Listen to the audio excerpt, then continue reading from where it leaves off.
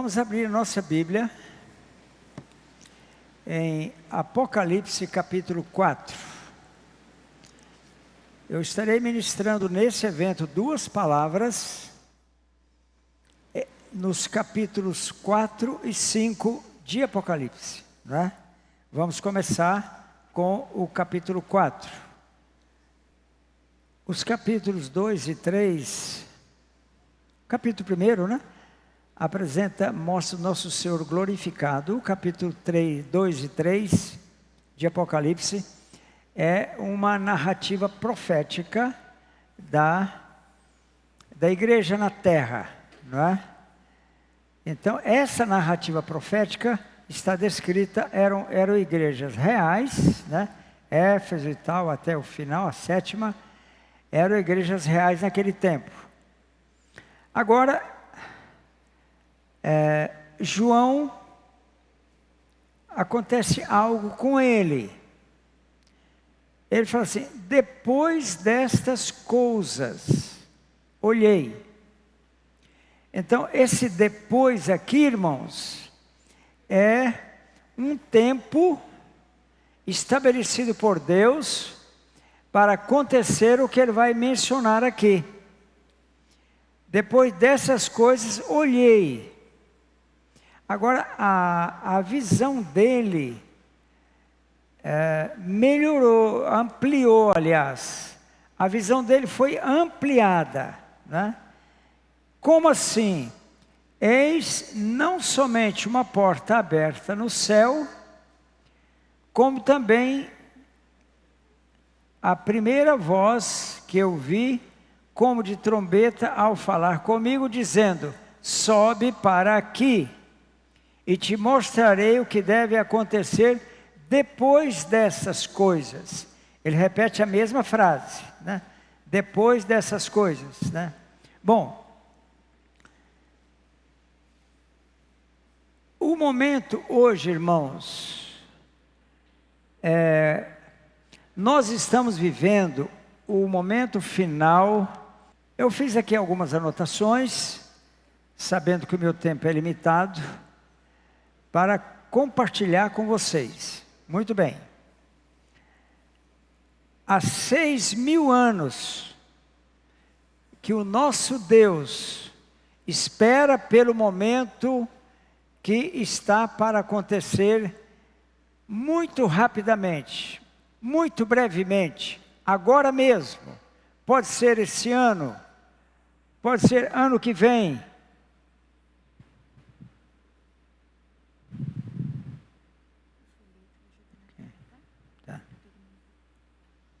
Então, irmãos, 6.000 anos o Senhor espera por esse momento, que vai acontecer agora nos próximos dias, que é o arrebatamento da igreja. Por que eu estou falando que vai acontecer em muito breve? Nos próximos dias. Ano que vem, esse ano, daqui um ano, muito breve. A data é impossível, o Senhor não permite que nós citemos. A data é um segredo guardado no coração de Deus. Então, você imagina como estaria o coração de Deus esperando já por 6.000 anos por esse acontecimento, né? É o que João fala aqui, ó. Entendeu? Sobe para aqui. Aqui você tem uma figura do arrebatamento. Aqui você tem um sinal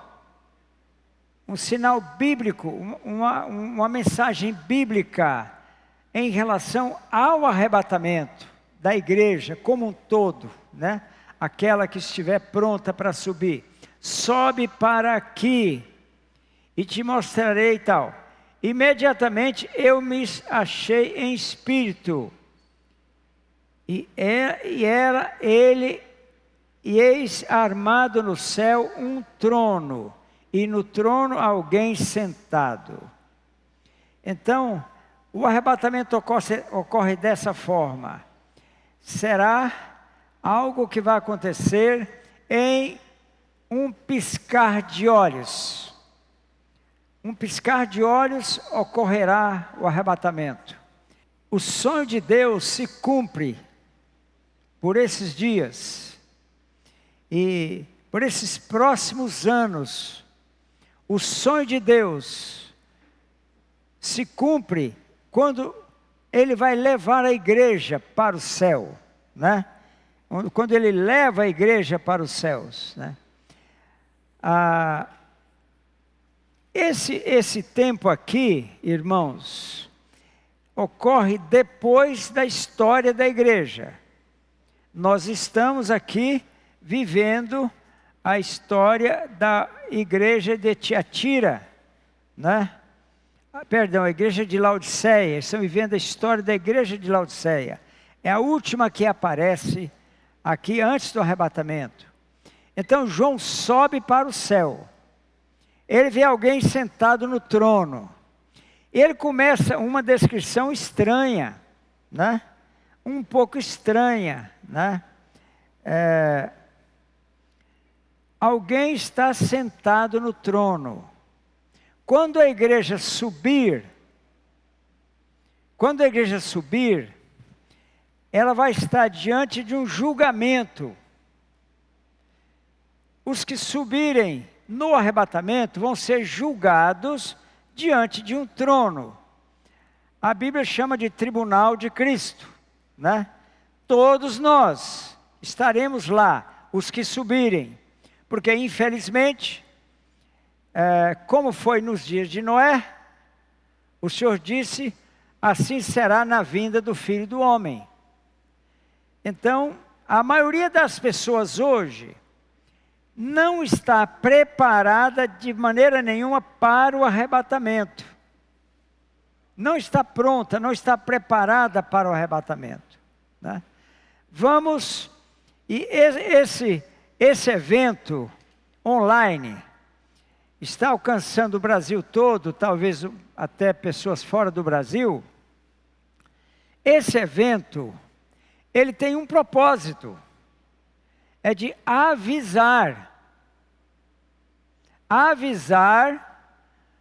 quem está ligado conosco, avisar o Brasil, avisar as nações, avisar a todas as línguas. Esse evento está sendo transmitido em inglês também. Então, um trono, alguém sentado. Quem é esse alguém? O texto aqui não descreve. Nesse capítulo, o texto não descreve, né? E olha o que ele fala. Esse que se assenta, que se acha sentado no trono, no aspecto a pedra de jaspe. Então nós estamos vendo aqui as manifestações de Deus. E nós não estamos vendo a descrição da pessoa. Ele viu alguém sentado, só. Essa pessoa começa a ser manifesta aqui. Uma pedra sentado, era semelhante no aspecto. A pedra de jaspe é uma pedra branca. E ela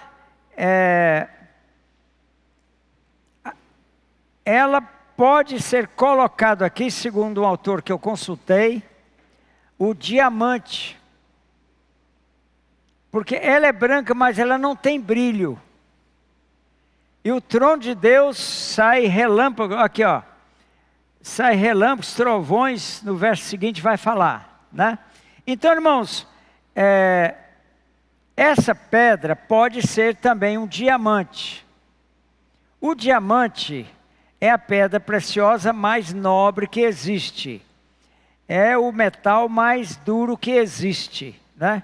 E o diamante, ela polida, ela absorve a luz do sol. A única pedra preciosa que absorve a luz do sol e reflete a luz do sol, né? Assim é o nosso Deus. Ele está semelhante ao aspecto da pedra de jaspe e de sardônio. O sardônio é uma pedra da cor do sangue. Lembra o sangue? não é? Então, o trono de Deus lembra o sangue do Filho dele. O sangue faz parte de todo o processo no Apocalipse. De capa a capa, nós encontramos a presença do sangue como o modo de Deus poder nos justificar diante dele mesmo, né? Então, sardônio é da cor do sangue, né? E ao redor do trono há um arco-íris, semelhante no aspecto à esmeralda. Irmão, esse trono fala de juízo. Tanto que os 24 anciãos foram julgados. Você vai ver que lá no final, no verso 12, eles lançam suas coroas aos pés do Senhor. Então, eles foram julgados e receberam coroas. Você vai ver que os querubins não têm coroas, não recebem coroas. Mas os 24 anciãos, sim. Aqui, os 24 anciãos, que vai falar logo em seguida, é uma representação da igreja, dos salvos, não só da igreja, mas dos salvos em todos os tempos. Aqueles que alcançaram um reino de sacerdotes lá em cima. Então, a esmeralda é verde. Verde. E é um arco-íris. Não é a metade, é um arco completo.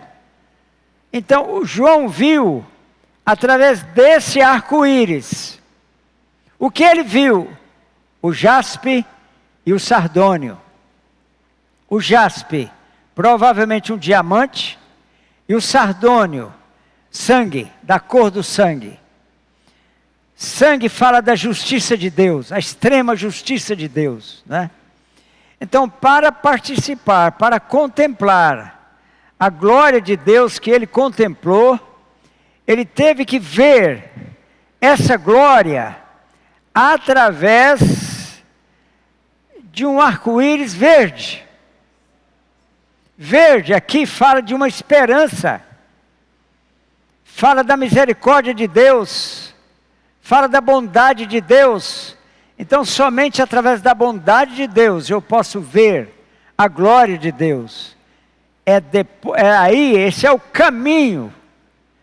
Então, esse arco-íris é o caminho para que eu possa contemplar a glória de Deus. Preste atenção agora no próximo versículo. Ao redor do trono há também 24 tronos. Preste atenção. 24 tronos, a visão deles se ampliou. Então estão ao redor do trono, mais 24 tronos. Assentados neles, 24 anciãos, vestidos de branco, em cujas cabeças estão coroas de ouro. Então, eles já passaram pelo juízo.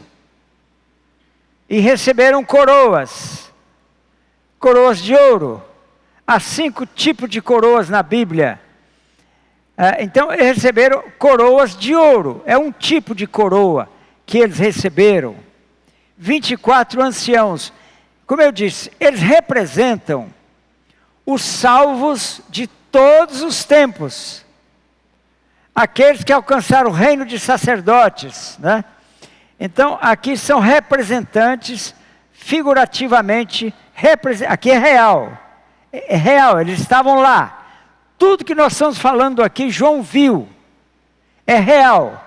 Quando você for estudar o Apocalipse, você tem que prestar bem atenção, porque duas situações. Ou o que você está lendo acontece no céu, ou o que você está lendo acontece na terra. Ou no céu, ou na terra. O que você está lendo. Aqui nós temos uma cena que acontece no céu. Você vê que ele foi, depois dessas coisas, olhei, então ele subiu para o céu. Vem para cá. João subiu para o céu. Então aqui você tem uma cena no céu. Não é uma cena, então, portanto, a cena das igrejas está na terra. Agora uma cena que acontece no céu. Coroas de ouro. Há uma coisa importante a dizer aqui sobre isso. Quem vai receber uma coroa foi julgado. Passou por um trono de julgamento. Aqui em 2 Coríntios 5:10 fala que todos nós haveremos de comparecer perante o Senhor, o trono do Senhor, para sermos julgados, para que nossas obras, aquilo que nós vivemos para Deus, para sermos julgados, tanto os que vão ser arrebatados agora, como os que vão ser arrebatados no meio da tribulação. Todos passarão por um julgamento.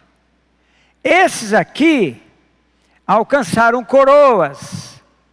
Preste atenção nesse ponto. Esses aqui alcançaram coroas. Aqui no último versículo, no penúltimo versículo aqui, do capítulo 3, quando ele fala dos vencedores, em relação à igreja de Laodiceia, e todos os vencedores, olha o que o Senhor fala. Ao vencedor dar-lhe-ei sentar-se comigo no meu trono, como também eu venci e me sentei com meu Pai no seu trono.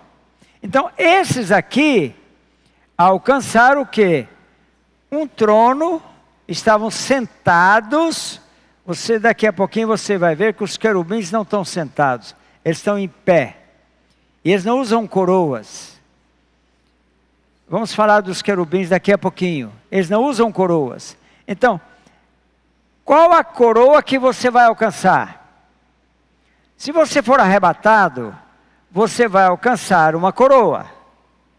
Paulo diz que alcançou uma coroa. Ele fala aqui em 2 Timóteo 4, não é?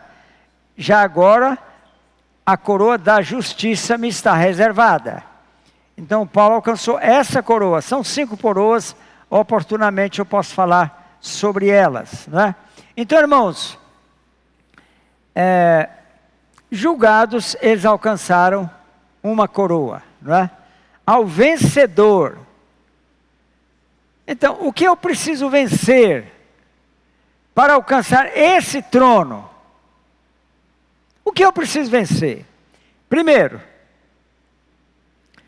eu preciso refletir na sua plenitude o caráter de Jesus, que tem 7 colunas: santidade, verdade, justiça, bondade, fidelidade. São 7 colunas.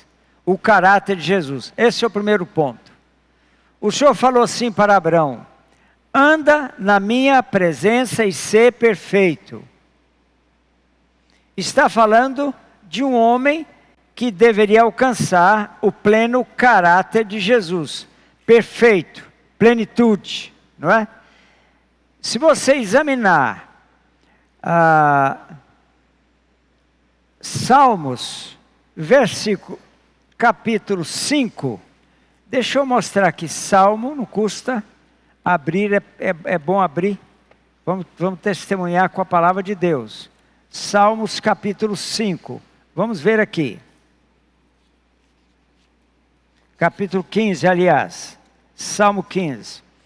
Davi faz uma pergunta: quem, Senhor, habitará no teu tabernáculo? Quem, Senhor, morará no teu santo monte? Aqui, irmãos, há uma pergunta de retórica. O que é uma pergunta de retórica? É uma pergunta que tem uma resposta óbvia. Ele pergunta: quem, Senhor, habitará no teu tabernáculo? Quem há de morar no teu santo monte? Ora, se fosse todos os crentes, ele não teria feito a pergunta. Não precisava da pergunta. Tanto que em seguida ele dá a resposta, né? O que vive com integridade, integridade é a 7ª coluna do caráter de Jesus, pratica a justiça, é a 3ª coluna do caráter de Jesus, de coração fala a verdade, é a 2ª coluna do caráter de Jesus. Então só está falando de caráter. Então a primeira coisa é você refletir o caráter de Jesus na sua plenitude, tanto que ele começa falando de integridade, né? Eu tenho vários livros que eu ensino sobre isso, não é? Então, irmãos, esses anciãos receberam coroas porque eles andaram em integridade, praticaram a justiça, falavam a verdade, somente a verdade. Por isso eles receberam a coroa, né? Então, a resposta de Davi está em todo o capítulo 15. Depois, por favor, estude esse capítulo. Nós temos estudos mais aprofundados. O tempo aqui não permite que eu entre nisso. Vamos continuar aqui no capítulo 4 de Apocalipse, não é? Agora, eles têm coroas na cabeça e você pode ver que lá no final, veja o versículo 10. Os 24 anciãos prostraram-se diante daquele que se encontra sentado no trono, adorarão ao que vive pelos séculos dos séculos e depositarão as suas coroas diante do trono, proclamando. Versículo 10. Olha para mim, irmãos, preste atenção, preste bem atenção no que eu vou falar agora. Eles entregaram suas coroas, olha aí, perante aquele que estava sentado no trono. Porque todo o mérito é do Senhor, irmãos. Tudo que eu tenho, foi Ele quem fez. O Espírito Santo veio, Ele tem a palavra, Ele me deu a palavra, o Espírito Santo, tudo. Ele que fez. Então naquele dia lá, eu quero ter uma coroa para depositar aos pés dEle. Com certeza eu quero ter uma coroa. Eu tenho esperança de ter uma coroa, não é? Que eu vou depositar nos pés dEle, né? E em seguida, olha como eles honram o Senhor. Isso aqui é todos os salvos, de todos os tempos. Como nós vamos honrar o Senhor? Estou falando dos salvos que vão alcançar coroas, né? Tu és digno, Senhor e Deus nosso, de receber a glória, a honra e o poder, porque todas as coisas tu criaste. Sim, por causa da tua vontade vieram a existir e foram criadas. Eles citam o quê? A natureza. A natureza. A honra ao Senhor, pelo Evangelho eterno, é feita através da natureza. Nós temos, pela graça de Deus, estudado, aprofundado e buscado intensamente o que significa Evangelho eterno. Porque aqui é Evangelho eterno, é o Evangelho que será pregado pela natureza. E nós vamos honrar, glorificar o nome do Senhor eternamente, por causa daquilo que Ele cria. Ele continua criando. Isaías fala que Ele cria coisa nova todo dia. Ele realiza coisa nova todo dia, né? Então, irmãos, preste atenção nisso, irmãos. Você vai ser julgado. E ou você receberá galardão, você pode alcançar galardão e não alcançar essa coroa, e alcançar galardão, ou não alcançar nem galardão e ir para o céu. Paulo ensina isso. 1 Coríntios 3, ele ensina isso. Agora, se você pode alcançar uma coroa, por que não? Você não quer alcançar uma coroa? Hoje, irmãos, hoje, nesse momento, pouquíssimas pessoas seriam arrebatadas. Eu creio que uns 10% das pessoas que vivem no Brasil, estou falando do Brasil, seriam arrebatadas, né? Então é preciso que prepare, que você se prepare, né? Agora, vamos continuar aqui. Eu estou falando sobre arrebatamento, né?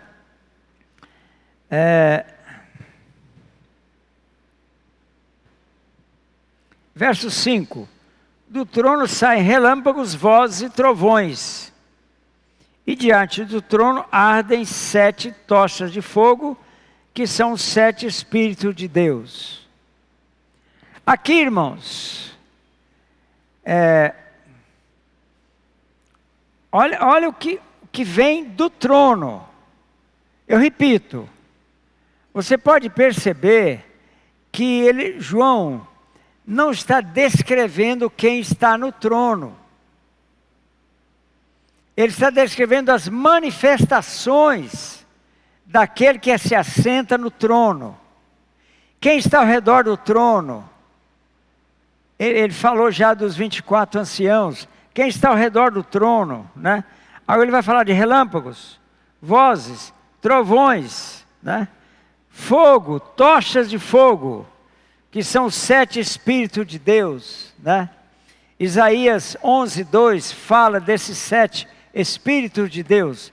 Só vou deixar o endereço aqui para você.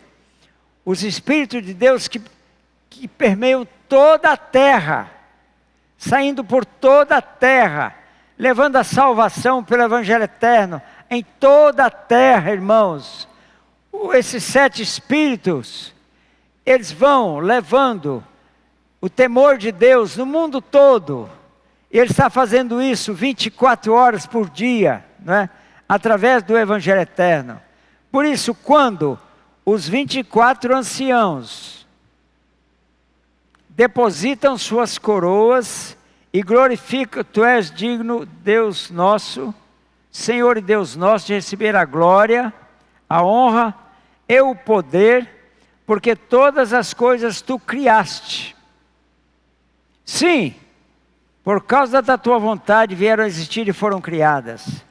Então, eternamente, e desde a eternidade passada, o Senhor está sendo glorificado, adorado pelos querubins, antes da criação, pelos querubins, depois da criação, pelos querubins, por todos os anjos, e depois que criou o homem, pelo homem, desde Adão até agora. Veja a importância da natureza. Relâmpagos, vozes e trovões e fogo, né? Fogo fala de juízo, né? E o juízo de Deus. Verso 6 agora. Há diante do trono como que mar de vidro, semelhante ao cristal. E também no meio do trono e à volta do trono, 4 seres viventes, cheios de olhos por todos os lados. Não, perdão. Por diante e por detrás, né? Cheio de olhos por diante e por detrás, né? Então, irmãos, eu quero dar uma palavra sobre esses querubins que estão lá, né? Chamado aqui de seres viventes, são querubins, né? E os querubins, eu vou talvez na próxima palavra, provavelmente eu vou entrar em mais detalhes sobre os querubins, em relação ao versículo 6, né? Agora, eu vou dizer só uma coisa. Esses querubins são os seres celestiais que estão ligados à glória de Deus. Estão perante o trono. Os serafins estão ligados à santidade de Deus. Se você vai para Isaías capítulo 6, são os serafins. aqui os querubins, né? Que representam, estão perante Deus e vivendo diante da glória de Deus, não é? Vamos ver aqui. O primeiro ser vivente, eu espero poder voltar a esse versículo 6, não nessa ministração, mas na próxima. O primeiro ser vivente é semelhante a leão. O segundo, semelhante a novilho. O terceiro tem o rosto como o rosto de homem. O quarto ser vivente é semelhante à águia quando está voando. Interessante, irmãos. Eram 4 e cada um dos 4 tinha uma face diferente. Leão, novilho, homem e águia, né? Por quê? Eu tenho estudado esse assunto há vários anos. Vários autores eu consultei, né? Muitos autores. Hoje mesmo eu fiz isso, né? E o consenso aqui, irmãos, é que cada um desses seres viventes representa um dos evangelhos, viu? O leão, um representava o leão, né? O leão. O leão, no Novo Testamento, eu vou tentar pôr aqui são 4 evangelhos. Mateus, Marcos, Lucas e João. Mateus, leão. Marcos, o boi. Lucas, o homem. João, águia. Mateus, o leão. O povo de Israel é dedicado ao povo de Israel, aos judeus é dedicado esse livro, o livro de Mateus, né? É o único livro, dos evangelhos, é o único que não fala do arrebatamento. Não fala da ida da igreja para o céu. É o único, não é? Porque os judeus vão ficar na terra. Eles pertencem ao evangelho do reino. Se um judeu se converte, ele fica, ele é igreja. Ele se converteu, ele agora é igreja. Se ele não se converte, mas ele segue o judaísmo, ele é salvo pelo evangelho do reino. Ele fica na terra. E muitos crentes também vão ficar na terra, seguindo esse princípio dos judeus, né? Ok, bênção demais. Mas a igreja sobe, a igreja será arrebatada, sobe para o terceiro céu. Eu preferiria estar lá, né? No terceiro céu. Bom, Marcos. Quem foi Marcos? Marcos foi um servo. Ele servia. A palavra Marcos significa servo. Então, o evangelho de Marcos é dedicado aos romanos. Porque naquela época os romanos governavam, os judeus eram escravos dos romanos. Naquela época, né? Então o Espírito Santo, na sua infinita sabedoria, não é? Ele gerou um evangelho especialmente para aqueles que estavam escravizando o povo de Deus. Olha o que é o amor de Deus, não é? Agora, Lucas, representado pelo homem. Como assim o homem, não é? Como assim o homem? Ora, os gregos, Lucas era gentio. Dos 4 evangelhos, Lucas era gentio, não é? Então ele não era judeu, portanto. E ele escreveu para os romanos e para os gentios, para os gregos, né? Não, estou falando agora, perdão, eu vou voltar. Estou falando do evangelho de Lucas, né? Ele dedica o seu evangelho, o evangelho dele é para os gentios de um modo geral, não é? Os gregos, irmãos, os gregos, eles cultuavam muito o corpo. Eles criam que o corpo deveria ser perfeito, né? O corpo deveria ser perfeito, né? Então Jesus, nosso Senhor, tinha um corpo perfeito. Aí em Lucas, ele é o homem perfeito, né? Em Mateus é o leão da tribo de Judá, é rei, ele é rei. Em Marcos ele é servo, é o boi, né? O boi ara o campo, né? É servo. Em Lucas ele é o quê? Ele é o homem perfeito, né? O Senhor veio aqui, viveu aqui 33 anos como homem perfeito, não é? Muito bem. Agora, e João? Águia. Então, o primeiro querubim, rosto de leão. O segundo querubim, rosto de boi. O terceiro querubim, rosto de homem. O quarto, rosto de águia. João, o Evangelho de João é dedicado à igreja. A vontade de Deus, a perfeita vontade de Deus é que toda a igreja seja arrebatada. Infelizmente, né? Eu tenho mostrado alguns padrões para que a igreja seja arrebatada. Falei do caráter, né? Falei do caráter, não falei de outra coisa, são duas coisas. Primeiro o caráter, que eu dei um toque, né? A igreja será, a vontade de Deus, repito, é que toda a igreja seja arrebatada, né? Então João, ele representa, o Evangelho de João é direcionado para a igreja. Tanto que tem algumas frases, irmãos, que só aparecem no Evangelho de João. Algumas frases que não aparecem nos outros evangelhos. Por quê? Porque é dedicado à igreja, não é? Então você fala, por exemplo, João 6.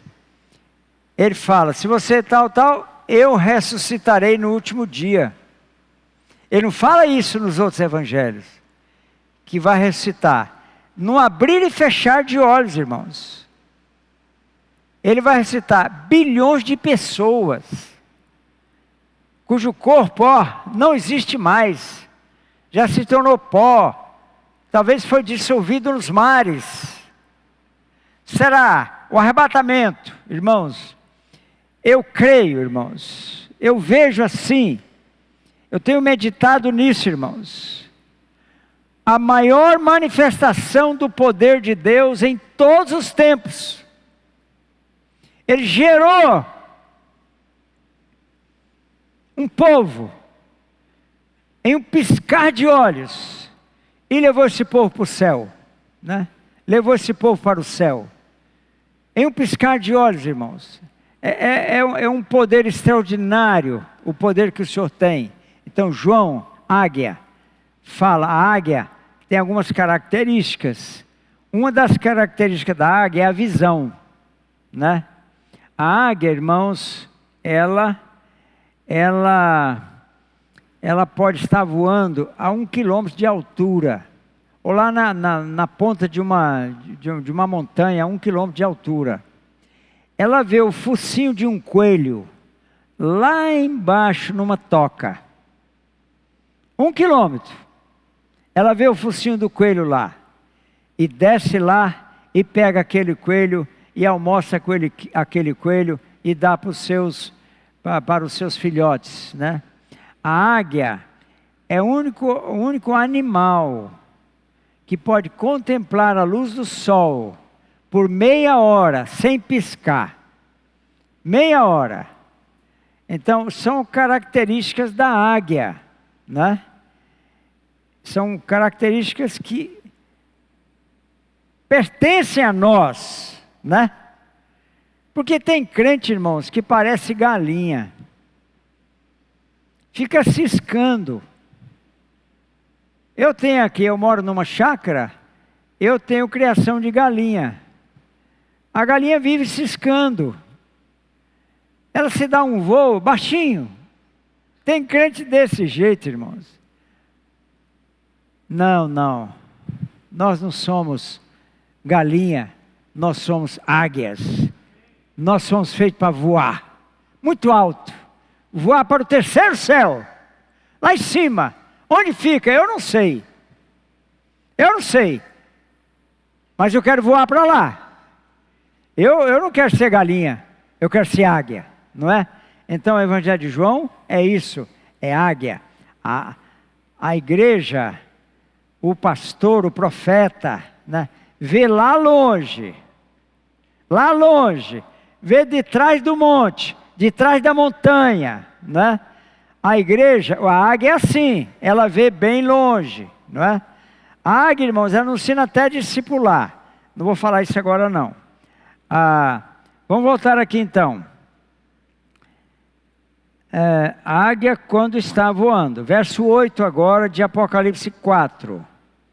E os 4 seres viventes, tendo cada um deles, respectivamente, 6 asas, estão cheios de olhos ao redor e por dentro, não tem descanso.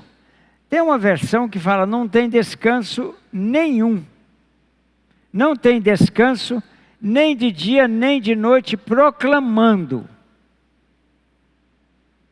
Então, os querubins, irmãos, o que eles estão proclamando? Desde a eternidade, desde antes da criação do mundo. O que os querubins estão proclamando, irmãos? Eles estão proclamando, sabe o quê?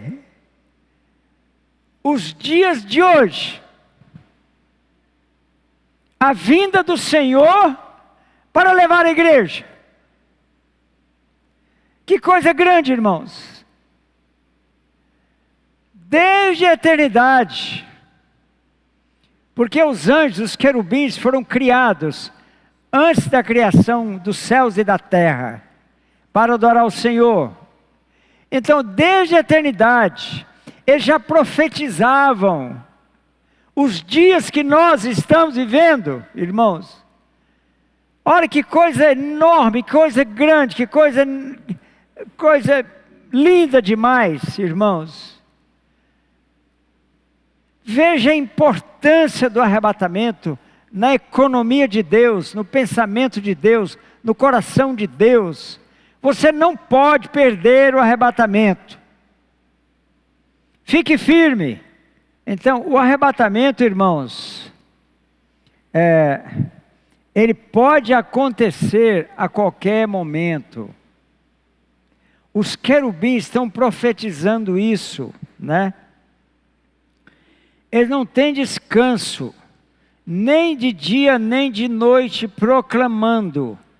Olha o que eles estão proclamando. Santo, santo, santo é o Senhor Deus, o Todo-Poderoso, aquele que era, que é e que há de vir. Olha aqui, ó. A triunidade de Deus, o Pai, o Filho, o Espírito Santo, estão proclamando com os querubins. Santo, santo, santo. Os querubins é que estão proclamando isso, né? Mas o que eles estão proclamando? Deixa eu voltar ao pensamento aqui. O que eles estão proclamando? Aquele que era o Pai, por todas as eras, o Pai, todas as eras, o Pai, né? O que é? O Espírito Santo hoje, em você, em mim, já por milênios, hoje ele habita em nós, mas mesmo antes de habitar em nós, ele já estava no homem, dirigindo o homem, não morando, mas dirigindo o homem. Santo, santo, santo, Pai, Filho, Espírito Santo, aqui está aquilo que Deus é, e o que há de vir. Aqui está o ponto, irmãos. Já no primeiro momento, o que João vê são os querubins proclamando a segunda vinda do Senhor. O que há de vir, né? Então, a minha oração, irmão, precisa ser essa oração. O que há de vir. Uma oração para que Ele venha. Eu faço essa oração, irmãos. Essa aqui é a adoração e a adoração dos querubins, né? Essa deve ser a nossa adoração. Santo, santo, santo. Porque o caráter de Jesus tem 7 colunas. A principal é a santidade dele. É a principal coluna. Santo, santo, santo. É a principal. Então, para que eu seja arrebatado, eu preciso me santificar cada vez mais. Está escrito aqui em Hebreus, sem a santificação, ninguém verá o Senhor, não é? Santo, santo, santo é o Senhor Deus, o Todo-Poderoso, aquele que era, que é e que há de vir. Então, essa oração e essa canção precisa estar conosco o tempo todo, o tempo todo. Olha aqui, ó. Quando esses seres viventes, querubins, derem glória, honra e ações de graça ao que se encontra sentado no trono, ao que vive pelos séculos dos séculos, então quando eles fizerem isso, entra em ação os 24 anciãos, né? A respeito dos quais, com certeza eu falarei mais para vocês.